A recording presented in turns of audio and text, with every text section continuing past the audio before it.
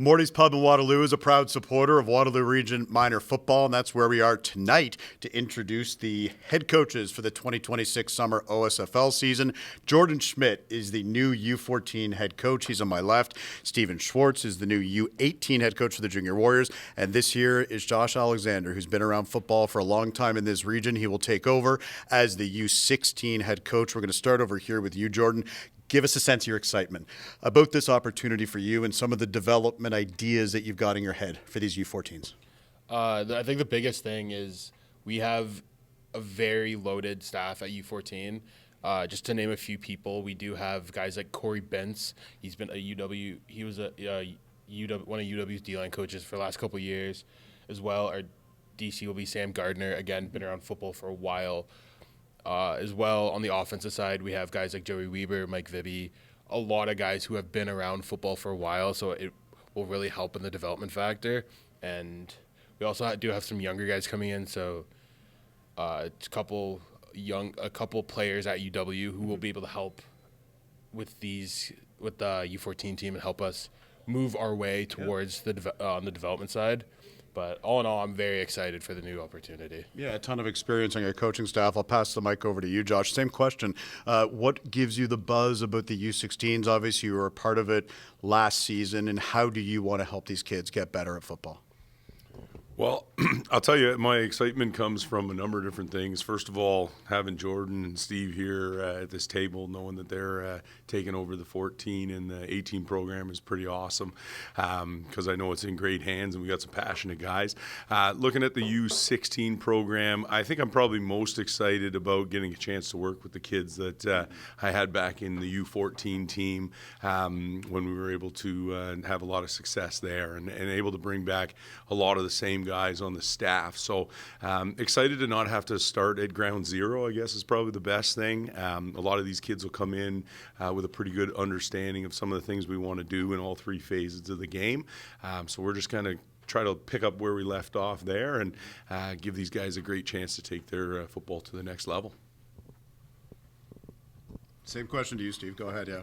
Yeah, obviously it's a new opportunity for me, something that I'm really looking forward to here. It's obviously we had some late season success last year that we're really looking forward to bringing over to the start of this season. And it was an extremely young group with a lot of guys that can return this year.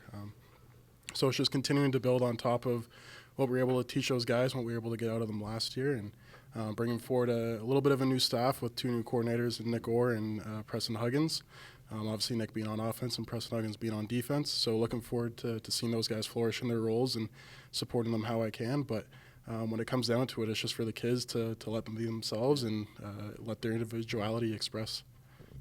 And I think one of the best things about the season that we just had, the 2025 season, was really the success at all levels as this organization moved up to AAA football. The U14s getting to the semifinal game. U16s had a great season, finished with a great record, got a tough matchup in the first round.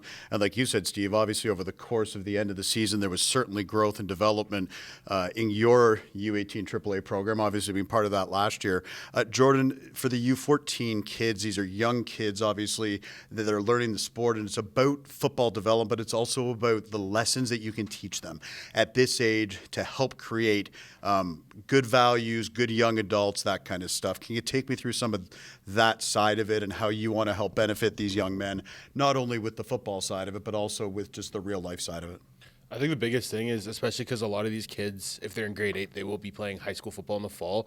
It's starting to teach them how it will be in high school. So making sure they always are the ones to send the emails if they're not at practice, and little things like that, where it's the earlier they learn it, the better, the more they'll be able to grow as a person. Plus being able to talk to the coaches and not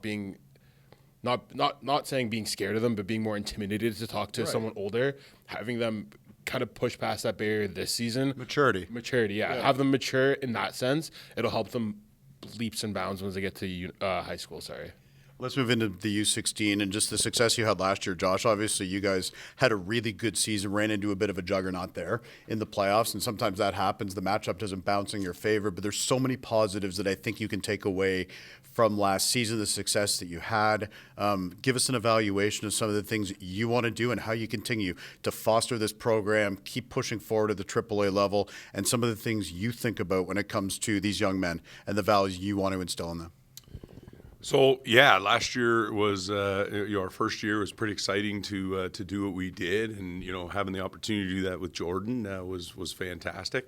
And I think what it did was it gave us a building block, and moving forward into this year, we want to start to prepare these kids at the U16 level for university. That's where they're starting to think about is playing U Schwartz ball. So our idea is a lot of the stuff that goes on off the field, pushing them in their study of film, understanding game planning, and really building the practice around a U Sports model so that they're prepared for that kind of stuff. We want them to be able to think fast and move even quicker and react. And so really just building their overall knowledge of football, and not just how to play, but how to become more cerebral with respect to the game. That's a big push for us this year. Yeah, and same thing to you, Steve. Really, let's talk about the pathway to development here. That's what these U18 kids that are playing OSFL football, that's their goal, is to play football at the next level. How do you and your staff plan to ensure that these kids have the best opportunity in order to be able to achieve that goal? Yeah, I think we get a good mix of kids at the U18 level that some of them are out there because they want to move on to play U Sports football. Others are just out there to better themselves for their high school seasons coming up in the fall, or whether it's just out there to have fun with their friends. So, it's making sure that every kid gets the same kind of coaching no matter what their aspirations are with football. But, making sure that we play to their strengths. Not putting them in positions to lose, but making sure that we're always putting them in positions to win, to showcase themselves the best way possible, and to push them forward to be the best versions of themselves. This is just part one of our chat with the coaches.